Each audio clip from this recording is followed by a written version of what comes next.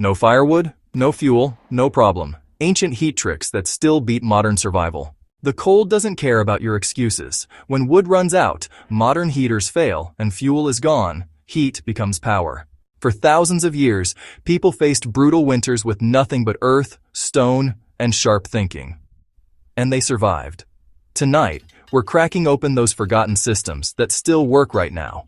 If you value real survival knowledge over trendy hacks, tap subscribe before the warmth fades and the secrets disappear. Heat without flames was never a fantasy. Long before chainsaws and propane, survival meant efficiency. Firewood was precious, not wasted.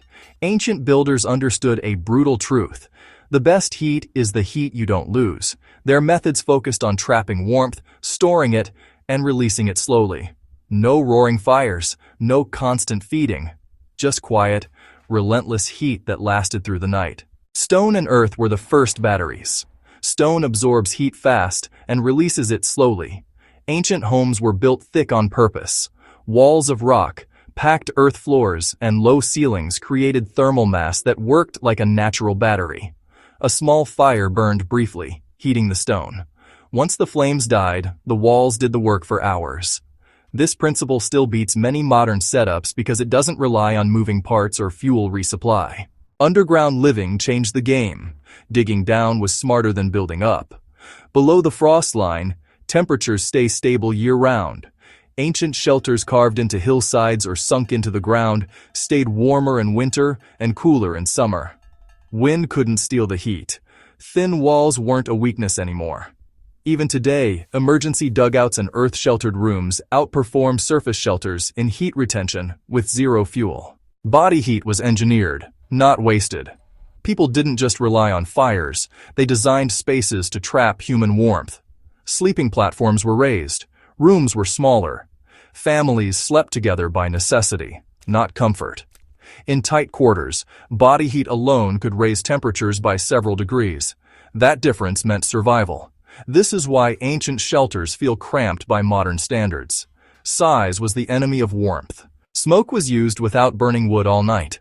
Some heating systems burned fuel outside the living space and guided hot air or smoke through channels beneath floors and walls. By the time the heat reached the room, the fire was already out. The result was hours of warmth without smoke, sparks, or constant feeding. These systems could run on scraps, dried dung, or just a little bit of wood. Efficiency wasn't optional, it was survival math. Insulation was natural and honestly, pretty ruthless. Animal skins, packed grass, clay, ash, and layered textiles weren't decoration. They were heat armor. Floors were insulated from frozen ground, and roofs were layered thick to trap rising warmth. Doors were tiny for a reason. Every opening was a leak, and leaks killed people. Ancient insulation often outperformed modern materials because it was applied in massive layers, not just thin sheets. Heat was directed, not shared. Ancient homes weren't evenly warm. They were intentionally uneven. Sleeping areas were placed where heat pooled, and work zones stayed cooler. This zoning reduced wasted energy. People adapted their movement instead of fighting physics. Modern survivalists forget this and try to heat everything. Ancient survivors heated only what mattered. Why these methods still beat modern prepping? Generators fail. Fuel runs out.